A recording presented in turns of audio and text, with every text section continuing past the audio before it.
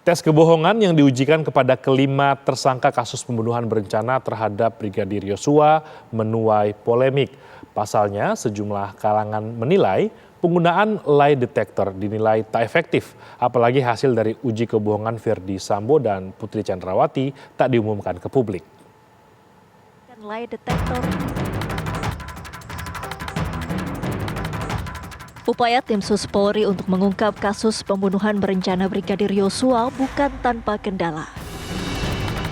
Tes kebohongan yang diujikan kepada para tersangka dan saksi kasus Yosua justru menjadi sorotan. Sejumlah kalangan menganggap langkah Polri menggunakan lie detector dianggap tidak efektif.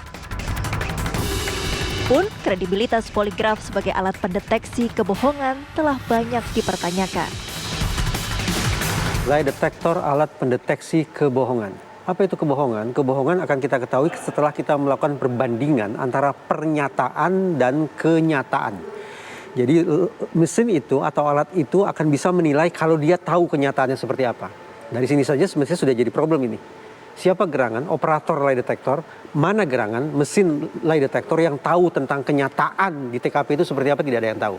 Alih-alih mengukur perbandingan antara pernyataan dan kenyataan, alat ini mengukur perubahan-perubahan fisiologis manusia ketika berhadapan dengan pernyataan atau pertanyaan tertentu.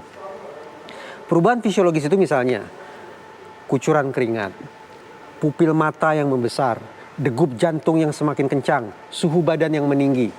Nah, persoalannya, siapa yang bisa memastikan, tunjukkan teorinya, yang menyimpulkan bahwa perubahan-perubahan fisiologis yang saya kemukakan tadi itu mutlak adanya, tak terbantahkan merupakan penanda seseorang tengah berbohong. Tidak ada.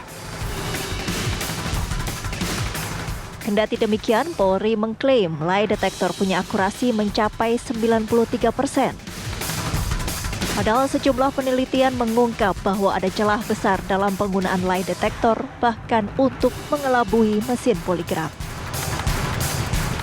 93% validitas itu menunjukkan apa sesungguhnya? Validitas dalam dunia penelitian adalah hasil pengukuran sesuai dengan kenyataannya, sesuai dengan kondisi yang sebenarnya. Sekali lagi, operatornya kah, lie detektornya kah, bahkan penyidik sesungguhnya sedang mencari tahu kenyataannya seperti apa, faktanya seperti apa. Tidak mungkinlah lie detektor bisa mengetahui kenyataan, tidak mungkin operator juga bisa tahu faktanya karena operator tidak ada di lokasi kejadian. Jadi ini yang jadi persoalan. Kata kebohongan itu sudah jadi tidak absolut, sebatas mengukur respon fisiologis. Ya.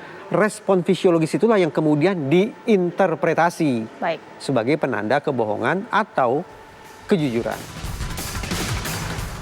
Sebelumnya, penyidik Bareskrim Polri telah memeriksa 5 tersangka kasus pembunuhan Brigadir Yosua Huta Barat dengan uji kebohongan.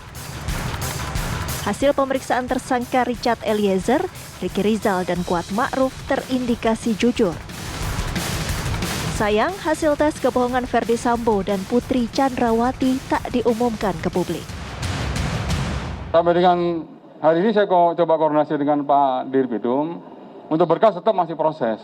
Yang masih proses, sepatnya lah. Ya, sama halnya dengan hasil lie detector, karena hasil lie detector atau poligraf ini adalah masuk pro justisia, dan juga ternyata setelah saya tanyakan lapor juga itu karena harus membuat berita acara keterangan saksi ahli yang nanti akan dijadikan di dalam kelengkapan berkas. Ya, itu masih berproses. Ya, sekali lagi rekan-rekan bahwa untuk materi pokok penyelidikan dan penyidikan, saya mohon maaf belum bisa menyampaikan. Karena kalau misalnya kita mengacu kepada Undang-Undang Keterbukaan Publik, Undang-Undang Nomor 14 Tahun 2008 Pasal 17, ketika bicara tentang penyelidikan dan penyidikan, itu adalah informasi yang diperkecualikan. Artinya itu tidak absolut, itu limitatif. Dan itu adalah kewenangan dari penyidik. Kalau penyidik memberikan bahan kepada saya, seperti tadi Pak Di Narkoba memberikan bahan kepada saya tentunya akan menyampaikan kepada teman-teman. Tapi kalau penyidik menganggap ini bagian daripada materi penyidikan dan tidak memberikan kepada saya bahannya, tentunya saya tidak akan bisa memberikan kepada teman-teman.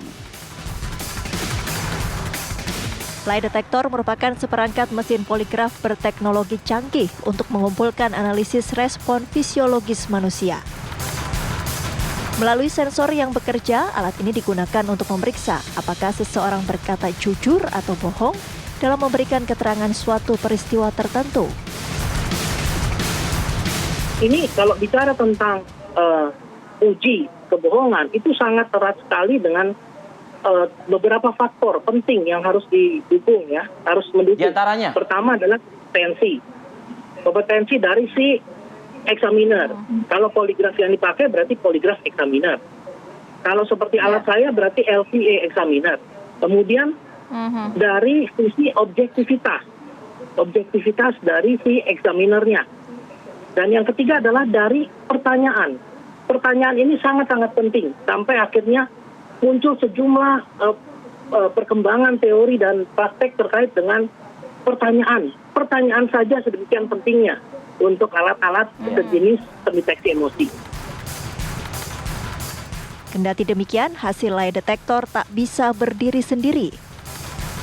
Butuh pemeriksaan mendalam dan data pendukung lain untuk menentukan akurasinya. Tim TV One mengabarkan.